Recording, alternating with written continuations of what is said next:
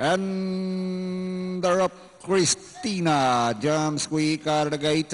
Mount Panama sharp moving up, step on the gas, Taro Manel moving up, not the outside, Sugar Mike Azikuda. And this run well by Filipino is running in the tail of the field.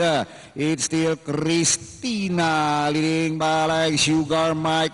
Taro Manel moving up now to take third step on the gas.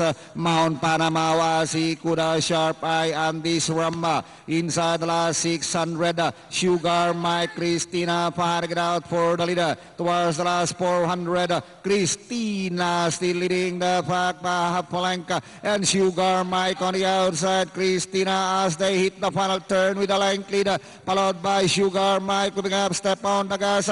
On this ram now the father outside. It's Christina on this ram. Step on the gas, a long shot, and finally going to be close. And this ram, Christina, close for third. Azikuda, Sugar Mike. Talagang inahatak si Pati.